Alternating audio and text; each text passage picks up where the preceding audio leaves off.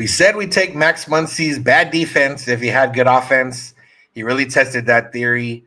But hey, all good.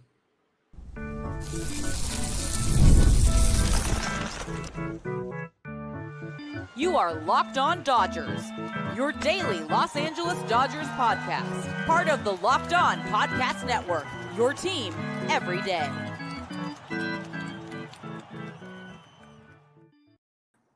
Yo, Dodger fans. Welcome to Locked On Dodgers. We are part of the Locked On Podcast Network, the number one local sports daily podcast network. Locked On, your team every day. Today's episode is brought to you by Monarch Money. Take control of your finances with Monarch Money. Use code LOCKEDONMLB at monarchmoney.com for 50% off your first year. This is a daily podcast covering the World Series champion Los Angeles Dodgers, bringing the smart fans' perspective on our boys in blue. You can find us wherever you find podcasts and on YouTube. All you got to do is search for Locked On Dodgers.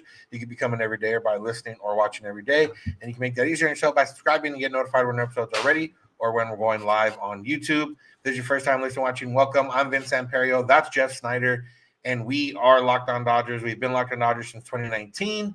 We both covered the team in a few different ways for over a decade, and we've been Dodger fans our whole lives. And we're going to talk Dodgers today. No spoiler there. We're going to talk about Max Muncy and how he's really testing out we'll take good offense over bad defense. We're going to talk about Tanner Scott, who was put into the same exact situation as he was on Monday, only this time it was a lot better. And give a little bit of shout out to Ben Casparius, because who knows where the Dodgers would be without him. And we're going to talk about Clayton Kershaw, who continues to struggle, and a little bit of the same, but also a little bit of not the same way he struggled so far this season. Well, let's start right into it with Max Muncy. I said in the beginning, all good, and it's all good for tonight. I meant not necessarily for the rest of the season, but Max Muncy contributed positively and negatively in this one. He hit 2 home runs, one of them being a game-tying home run in the bottom of the 9th inning. That was the good. The bad was that he let a ball that could have been a potential inning-ending double play go between his legs, and then Clayton Kershaw had a labor and ended up giving up some runs. So, Jeff, I know we said that we would take it, but he didn't have to take it so literal. Yeah, for sure. And it's not even so much to take it. This is just what we've been saying for a few years now, that ultimately whether or not Max Muncy's defense at third base is tolerable will depend on his offense. And he's clearly aware of that. In his post-game interview, he said it was good to help the team come back, and it sucked that it was my fault that we were in a position to have to come back. Like, he knows what happened, and it's very, very frustrating. That was a frustrating inning when he made that error. It was, it cost Kershaw at least finishing the 5th inning. If he makes that double play like he should have, Kershaw probably pitches the 6th inning too, maybe, which means that it was more pitches that the bullpen had to throw. Obviously needed late inning heroics because the Dodgers went from up 4-3 to down 5-4, everything about that, but then it's like, well, they were only up 4-3 because Muncy did a 2-run homer before. And then later he hits the solo homer to tie. It's just, the problem is you can't always count on it balancing out in each game. And the good news is I still think overall the offense is winning. Because errors don't always lead to 2 runs when you have a 1-run lead. Sometimes after an error, the next guy pops up and you get out of it and you don't even think about it again. Obviously, you never want to make an error, but not every error is going to affect them like that. And not every home run will be as important as both of his homers were tonight. But I think the home runs are going to be important a little more often than the errors, and hopefully a lot more frequent than the errors. Yeah, and that's the part of it right now where, the offense is winning. He's had this error in this game. He's had a couple over the last couple of weeks, but offensively, we remember a lot more. He's starting to hit a lot more home runs. That's good. Shout out to optometrists because, whatever it is, whether the Dodgers need to go to them more often or everyone needs to get checked for astigmatism, it's working out. It worked out for Kike last year in a little bit of a different way. But for Max Muncy, obviously he was probably going to get better regardless. The glasses are just a fun narrative to go along with it. But, it's hard to argue against it. He's seen the ball better. He's striking out less. He's walking more. And now the power's starting to come around, whether that's because of confidence, whether that's because of something else. I'm not entirely sure, but he would know better than we do. But yeah, it's fun to see that. And in a game that was frustrating for a few different reasons, Kershaw not being able to strike guys out, that error, Dodgers having multiple chances to get back into the game or get ahead in the game and not coming through, second and third with your 3, 4, 5 hitters and not getting it done in the eighth inning. It was fun to see, okay, Max, did it in the ninth right away. We didn't have to wait. Like, it wasn't like there was 2 outs or anything like that. No outs, tied it up. Left the rest of that inning was not as stressful, and then Tanner Scott, did a job in the 10th, and we're gonna talk about that in the next segment. So, yeah, ultimately, Max Muncy's thriving now on offense. He's much better than Nolan Arenado offensively now after a like 2 or 3 week stretch where that wasn't the case. Now, if he can just pick up the defense a little bit more, it'll be a lot better. Yeah, I know. My Uncle Jim, who I love dearly, I talk about Uncle Jim a lot. I love him even though he's a Giants fan. And he's also a baseball purist. And back before the National League implemented the DH, he's very anti-DH, like most 70-something-year-old men are. And one of his arguments used to be, well, why don't they just have, you got a weak-hitting shortstop, just have a DH for him too. And I always say, well, it's never going to get to that. But when I watch Muncy play, it's like, okay, what if we just had Kike play defense and Muncy hit? I wish we could do that. You can't. And that's the nature of the beast. This game, though, like you said, was shaping up to be very frustrating, especially with that eighth inning. Was it right? The eighth inning where they had the tying run on third, go ahead run on second, and no outs, and exactly who you want up in that situation, and they couldn't get it done. Like Freddie, it was unfathomable that Freddie wouldn't get it done, and then he strikes out.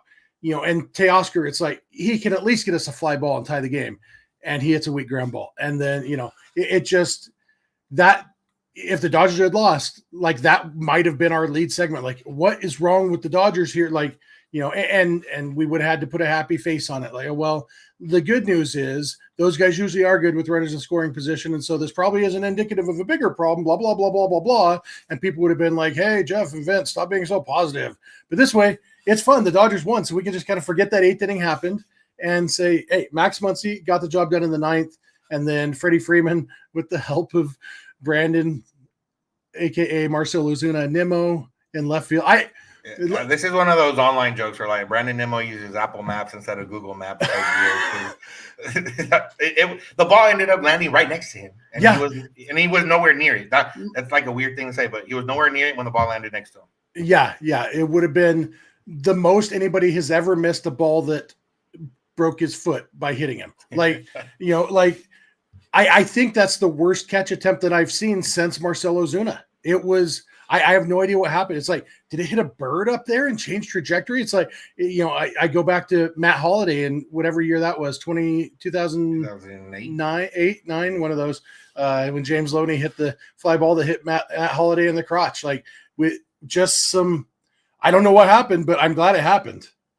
Yeah, I've been talking about the Dodger Stadium crowd, and maybe we're getting a little bit different crowd these days, and a lot of the fly balls reactions are very intense and loud for what they are, fly balls most of the time.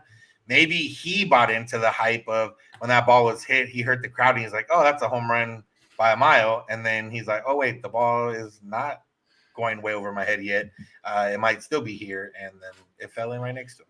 Yeah, you would think after a second night of the crowd popping for routine foul balls by Shohei Ohtani, he would learn not to listen to the crowd. But yeah, I thought it was gone because I was watching Nimmo, and when he turned his back to the field, I'm like, oh, that's a walk-off homer. And then, wait, did that just hit? Like, at first I thought it went off the wall, and then oh no, it didn't even, it shore hopped the wall. It didn't even get to the wall. Like, it was baffling, but it was baffling in a good way. It made me happy, and it was something fun for us to watch, and luckily end the game on a happy note, a game that had a lot of frustrating moments. But ultimately, I guess one more good moment than frustrating moment, and that's all you can ask for in any given game. Yeah, and a game full of those frustrating moments. Frustration didn't really come when Ben Casparius and Tanner Scott were on the mound. Par for the course for Ben Casparius. Maybe par for the course for Tanner Scott in terms of good, bad. But we'll talk about what looked different for him. So make sure to keep it locked on Dodgers.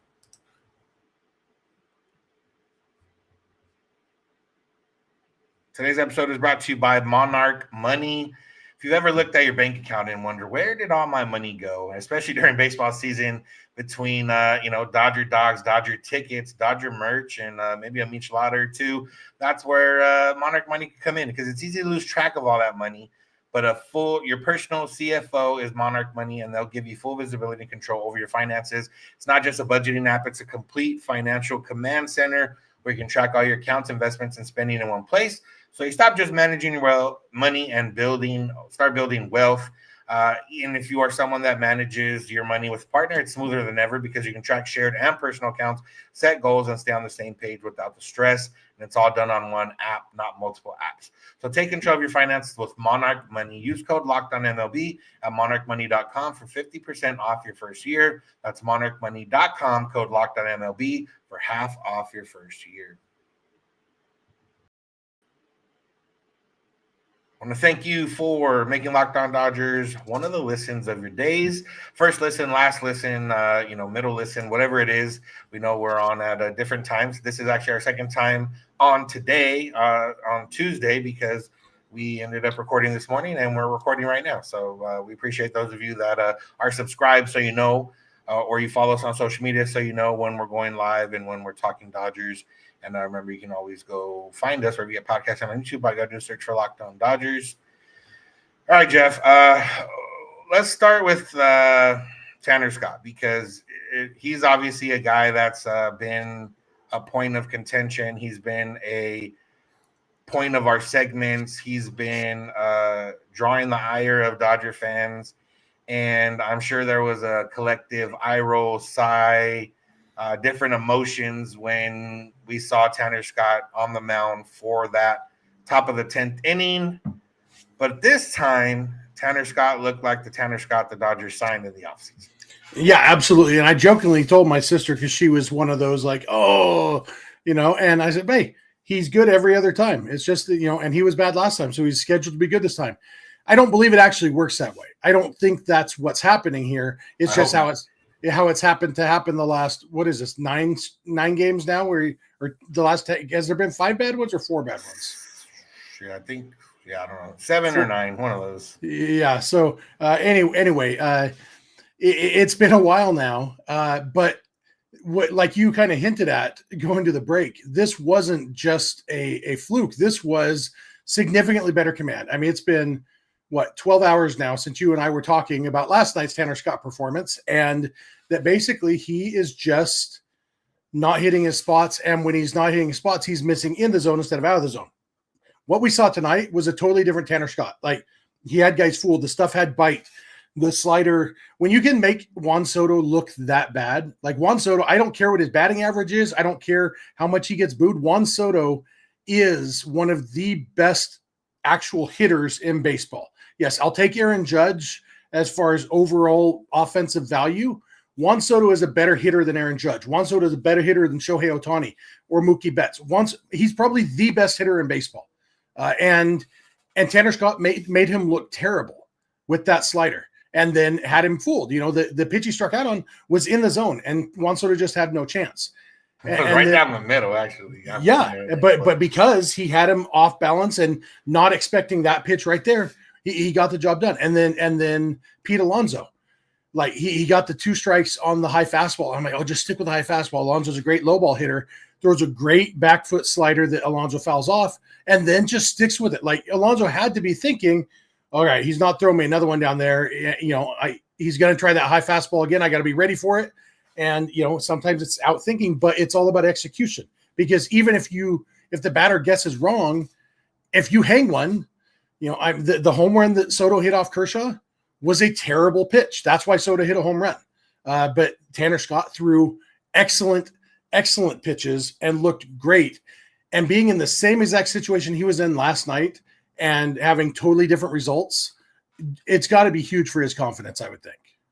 Yeah, he's a guy that we've seen, not hanging his head per se, but, he just hasn't looked happy. Haven't seen a lot of smiles out of Tanner Scott. And obviously, that's because of his struggles on the mound. But even when he's been getting guys out, it's just a guy that we're not entirely sure what he is yet. And, if unless you've been following him his whole career. But now, like after tonight, like I'm sure it was a huge sigh of relief. I'm sure, there was a smile on his face. I'm sure there was some sense of fulfillment because one, he got the job done, and two, it directly led to the Dodgers winning the game in the next inning. They didn't have to burn any more arms. They didn't have to, waste any more time. They didn't have to do anything else. They won the game right after that. And yeah, for him, that's what you can do, whether it was a matter of sequencing combined with the location. Obviously, that's a big part of it. If he would have, thrown some of those pitches a little more over the plate, or like you said, hung one, we might have been talking about Tanner Scott again in a negative way.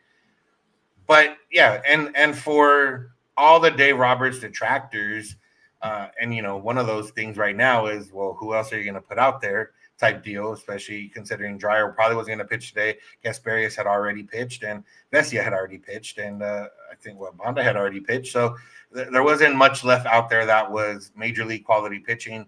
Tanner Scott, he's put him back out there. He got the job done, whether it was out of necessity or whether it was out of, that's the way Dave Roberts manages. It worked out. Dave Roberts got rewarded this time by Tanner Scott. And, hopefully this is something that can kind of jumpstart him a little bit and say, you know what, I do have the stuff. I have the thing. If I can just put it where I want, I can make the best hitter in baseball look very foolish. Yeah, absolutely. And it's execution. Manuel in the chat asked, what was the difference? And it's all about execution. And, I don't know for sure that his command was better tonight. It looked like it was better. But it could just be a case of, well, I'm going to err on the side of throwing this slider out of the zone, and not, so whether I assume those first two sliders to Soto were basically exactly where he wanted them to be. They look like it. I don't know that for sure though, but they were out of the zone. They were unhittable pitches. So they were either going to be swinging strikes or balls. And I think that's kind of where Tanner Scott needs to live right now is if you swing, you're not going to hit it. And, if you force me into a hitter's count, then maybe you'll get something to hit. But, starting, you got to hit my pitch for starters. And, it's one of those things a lot easier said than done. This morning I almost said like, okay, this is an easy problem to diagnose. Solving it is a much bigger deal. And for tonight anyway, Tanner Scott solved it, but he also wouldn't have gotten that situation if it hadn't been for Ben Casparius. Yeah, and that's what we want to talk about also when we were talking about what to get into in this show. Ben Casparius needed a spot, maybe not as much as he's deserving, but we'll probably get into him at some point in the next few days. But, coming in, ending that fifth inning, for Kershaw, and then throwing a couple more innings after that, getting into a third inning, 2.2, no hits, no walks, 2 strikeouts. His ERA is down to 2.54 on the season. I know I saw some calls for people thinking he should, be starting. And, that's still something that can be fought for. But I think right now, Ben Casparius is much more valuable in the role that he's playing than he would as a starter once every 5-6 days, because the Dodgers right now need a lot of help in the bullpen. And if he can give them that once every 2-3 days of some stability, that's a lot more beneficial. And I would also go so far as to say, I think he's more valuable in this current role than he would be at closer, which is another thing people have been clamoring for. And I kind of joked in our insider Discord today when somebody said, I wish Ben Casparius, when Casparius was shoving, they're like, I wish he was the closer. And I said, well, if Casparius is the closer, Anthony Bonda would be pitching right now, trying to keep us in this game, but having Ben Casparius in that situation, it's a 1-run game. At that point, the Dodgers had to play to win, give the offense a chance to come back. And that's the role that Ben Casparius fills that nobody else on this team. Jack Dreyer is close, doesn't have the length that Casparius does, and doesn't quite have the track record at this point. We know we've seen Ben Casparius pitch in the postseason in the World Series, and we know he's unflappable. And people keep trying to flap him, and they just can't do it because he's unflappable, Vince. And like the role that he's in right now, once the other relievers come back, so there are these high leverage guys, like Ben Casparius is absolutely so far this year the MVP of the bullpen in the role he's been in. And it's a role I love him in. I don't want him to be a starter. I don't want him to be a closer. I want him to be this guy who can come in and just, You think you have momentum because you knocked our starter out in the 5th inning? Guess what? Here I am to break your back. Oh, all of a sudden now it's the 8th inning. You haven't done anything else since then. And that's why the Dodgers offense was able to get back in this game, because Ben Casparius said, hey, no more for you guys. Yeah, and that's a big part of it. And, again, we'll probably talk about it more because there's really a conversation to be had of where the Dodgers would be without him, without Jack Dreyer, and, those guys too specifically right now. But Clayton Kershaw once again struggled to strike guys out. But the good thing is that he was better in the other parts of the game. So maybe there's some going on for him. So make sure to keep it locked on Dodgers. Today's episode is brought to you by Supply House. Get the supplies you need from the site made for the skilled trades, Supply House. Whether you're in plumbing, HVAC, or electrical work, Supply House is the reliable way to order products online. Their easy-to-use website is packed with helpful resources and the latest product info to help you get the job done right. Plus, with the complete inventory of over 200,000 parts from 400-plus top brands, you'll find exactly what you need delivered fast from coast to coast. And if you need help with an order, Supply House offers expert support and industry-leading service, so you always talk to a real person. And if you're a trade pro and you want a little bit extra edge, there's an extra edge for you because their free Trade Master program offers exclusive perks like a dedicated phone line, free shipping, and discounts on every order. Thousands of skilled professionals are already taking advantage, and now it's your turn. Join the Trade Master program today at supplyhouse.com/TM and start ordering plumbing, HVAC, and electrical supplies with just a few clicks. Plus, use the promo code SH5 for 5% off your first order. That's supplyhouse.com. I want to thank you for being an everydayer. If you are one, an everydayer is just someone that listens or watches every day. We appreciate those of you that are here that are everydayers. If this is your first time listening or watching, thanks for checking in. And, we'll be back tomorrow. So you can be back tomorrow and you can be back the next day and one more day after that. And then you'll be an everydayer for your first week. And remember, you can always go beyond the podcast, go Locked On Dodgers Insider by going to joinsubtext.com/LockedOnDodgers. Get text directly from us, keeping you up to date with the Dodgers, and get an exclusive invite to our Discord server where you can talk Dodgers with other Dodger fans. All right, Jeff. Clayton Kershaw, last time out, we talked about, could this be Clayton Kershaw, or is he still working back from offseason surgery and being out so long? And we're here 5-6 days later, and it's a similar question, but at the very least, we know, the Mets are one of the best teams in baseball right now. Clayton Kershaw, if the game was to 2 strikes, he would have had a very good start in this game. But baseball goes to 3 strikes, and that's where he kind of lost it. He hasn't really had a lot of strikeouts since coming back. 3,000 strikeouts is not necessarily looking like a lock at the moment unless he makes a lot more starts the rest of this season. Do we just think, it's all going to come back at some point? Or, I guess it's the same question as last time. Is this who Kershaw is, or is there more coming? I think with the one extra step from last time of being a little bit better, this was less luck, than last time where he was getting up a lot of hard contact. He was getting to 2 strikes, just wasn't able to get that strikeout pitch. What are you thinking about Kershaw? I do think for the most part, the diagnosis is the same as last time, which is that he isn't commanding his off-speed pitches, his slider and his curveball the way he needs to. And so it's easy to get to 2 strikes because batters aren't trying not to strike out when there's less than 2 strikes because it's possible to strike out with less than 2 strikes. But once you get to that point, you have to have that put away pitch. And that means the stuff is still like the curveball still curves, the slider still slides. It's just not, he's not able to throw it where he wants to when he needs to. And we saw a couple today. He threw a couple really good curveballs, had a couple good sliders, but overall, on the whole, the command wasn't there. And so this was his 4th start. And I think that's a 3rd start that we can really draw any conclusions from. The 2-inning start in New York, he looked good, but it was so short, it's tough to tell anything. But the 3rd start of any length, and the story has been basically the same all the time. Okay, the command's not there yet. And it's manifested itself in different ways, but every time it's been the command's not there. And so the question is the command coming back or is the command gone? And that's something that, we've said before, we're not going to know immediately.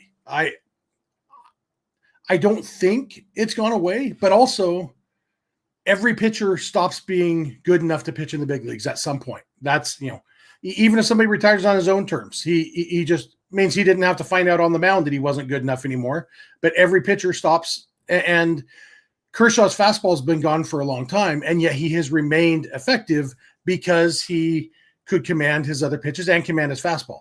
And so maybe that is why pitchers eventually have to retire, because it's the command that goes. I don't know. And maybe it's different for everybody, but right now I definitely wouldn't say Kershaw's done, because I think that we've seen some flashes of the command, and it could be a case where next time out, the command is a lot better. And suddenly he's not going to be prime Kershaw, but maybe next time he does get through 6 innings and he strikes out 5 guys and only allows 2 runs. And that is absolutely suitable for what they need him right now. I saw Mark in the chat saying, can't let Kershaw pitch in the postseason. If Kershaw's in your rotation in the postseason, a lot of things have gone wrong. Nobody is planning on Kershaw being a postseason starter, including everybody in the Dodgers uniform. Nobody is planning on that. I'm sure Kershaw believes he can do it, but nobody in management is counting on that.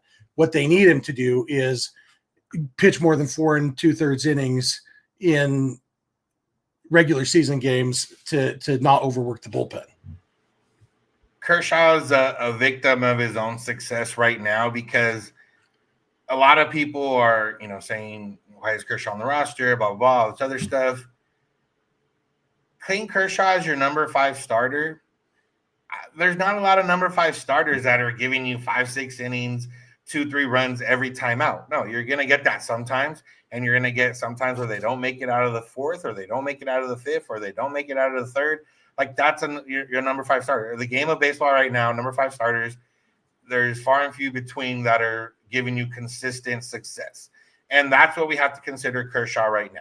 He's a number 5 starter on this team based on talent, based on skill, based on everything else. He's a number 7 or 8 starter on this roster when everyone's healthy, and maybe even 7 or 8's a little bit generous on that side. So for what Kershaw is right now, a number 5 starter, you know what? He was one Max Muncy ground ball play making away from giving you 5 innings and the 2 runs, and that would have been perfectly fine. Unfortunately, that play didn't get made, and he wasn't able to get the rest of the outs, and the line looks a little bit worse than it is. But this is what he is. If he can find the command just a little bit on that slider, just to get a couple more swings and misses a game, he'll be in a much better spot. But this is what Kershaw is now. He's a number 5 starter. You grade him on number 5 starter stuff, and the Dodgers don't have anything right now. Like, it's Bobby Miller, Justin Robleski, or Clayton Kershaw. And at that point, yeah, Robleski might have a little higher ceiling, maybe. I don't know if a higher floor. It's maybe similar floor. Like, they'll have similar floors, and they all have similar ceilings from what we've seen so far. Yeah. And it's, the Dodgers need starting pitching right now. And Kershaw, they need starters who can get through 6 innings. At least 5 innings. This one tonight, and that's one of the reasons that inning was so frustrating, because he should have been through 5 innings if Muncy makes that play, and that had a ripple effect. Not just on the bullpen, but on Kershaw and all that. I think we would be thinking of this differently if Kershaw had gotten through 5 innings, left with the lead, and ultimately got the win. That's.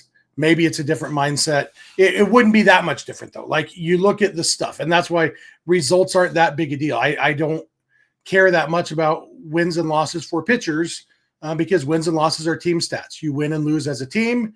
And, tonight the winning pitcher was Tanner Scott. Great. Nobody cares. The losing pitcher, well, the winning run was an unearned run because it was a fake runner on second base, that pitcher probably deserved better if Brandon Nimmo had, had his coffee this morning, maybe. Trade Coffee, proud sponsor of Locked On Dodgers. Check it out, Brandon Nimmo. Tired from swinging that sledgehammer. Yeah, maybe that's it. But at least he got on social media. But that it's, you look at the actual particulars of the game. It wasn't a great game for Kershaw. He didn't look great. Dodgers don't need him to look great. They need him to look solid. He wasn't quite there today. Hopefully, they did say today that they're going to do some sort of spot start or bullpen game or something to bump everybody back one spot. And so Kershaw will have an extra day of rest next time, along with everybody else. Maybe next time he looks better. Maybe he doesn't. Every game we get more data. So far, the data has always been, well, about the same as last time. But even then, how many times in a row is he lacking in command before you say, okay, this is who he is now? That's the big question. But if the command comes back, there's no reason that Kershaw can't be a solid 5th or 6th starter. Yeah, and the thing is, like, it's control and command are two different things. That's the reason.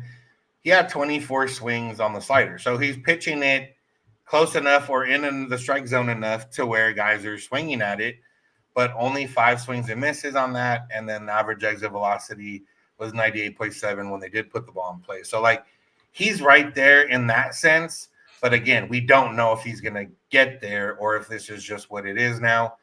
Every start will maybe give us maybe get us a step closer to that answer. Maybe not. It might just be this way until he's either out of the rotation or through the rest of the season. Like, it might just be like, well, he's kind of there, or, well, today he went 5 and gave up 1 run, but gave up like 10 hits that were 95 plus. But then, the next game that might not happen. We don't know. Yeah. The one good thing from this game, especially, was that strikeout of Ronnie Mauricio. Mauricio might have set the record. I think the record right now for worst pitch ever swung at was set by Jurickson Profar against Clayton Kershaw. And, they did the math, and because when the ball hit the ground, you look at trajectory and everything. And basically, I think it was like Profar swung and missed at a pitch that was like 53 inches below the strike zone, meaning like 3 feet underground by the time it reached the plate. Mauricio's strikeout was pretty close to that. It was right up there in Jurickson Profar territory. And obviously, I don't have the same feelings about Ronnie Mauricio as I do about Jurickson Profar. But that was still fun to see that every once in a while, Kershaw can still fool a guy that badly. But also, if that's not a rookie, that pitch is probably just taken for a ball, and we don't even think twice about it. Yeah. So we'll see next time around for Clayton Kershaw. A couple notes. Mookie Betts did come back and was in the lineup and had a couple hits and ran the bases, ran from first to home right away in that first inning. So the toe, at the very least, is good enough to run on. Who knows what he's feeling now? He also fouled a ball off his foot, but the inner side of the foot. So, maybe he's got the pain all over now. And what we didn't get to talk to, we'll probably talk about tomorrow. There's a little bit of disconnect between the wording Dave Roberts is giving us and the wording Tyler Glasnow gave us on what exactly he's feeling. So we'll talk a little bit about that disconnect tomorrow, as well as the Dodgers' 3rd game in the series against the Mets. You got anything else, Jeff? I do not. Good game tonight. Yeah, Jose Urena was signed in the morning and was pitching the 9th inning of a 1-run ball game. Later that day, he ended up not finishing the inning, but hey, got a couple outs, and we'll take it. Signed for long relief, got 2 outs. That sounds about right. Yeah, we'll take all outs at this point, and that's going to do it for today's episode. Thank you all for listening. Thank you for making Locked On Dodgers your first listen of the day. Make sure to find us wherever you get podcasts and on YouTube. All you got to do is search for Locked On Dodgers. You can become an everydayer by listening or watching every day, which can be made easier by subscribing and get notified when our episodes are ready or when we're going live on YouTube. You can check out Locked On MLB Game Night. Local analysis on a national scale. Catch the recaps of all games and everything big in the baseball world. That's on Locked On MLB YouTube or wherever you get podcasts. You can go beyond the podcast, come Locked On Dodgers Insider by going to joinsubtext.com/LockedOnDodgers. Get text directly from us, keeping you up to date with the Dodgers, and join our exclusive Discord server. You can find us on social media, Twitter, Instagram, and TikTok at Locked On Dodgers. Jeff's on Twitter at SnyDog. I'm at Vincent91. You can DM us any questions or comments. You can also send those via email, lockedondodgers@gmail.com. or via voicemail text at 323-863-5625. We're here every weekday morning, and we hope you'll be here with us when you get in your car or if you're at home. Cherish my device, play podcast, Locked On Dodgers. And remember, you don't have to agree. You just have to listen. Have a good one. We'll talk to you tomorrow.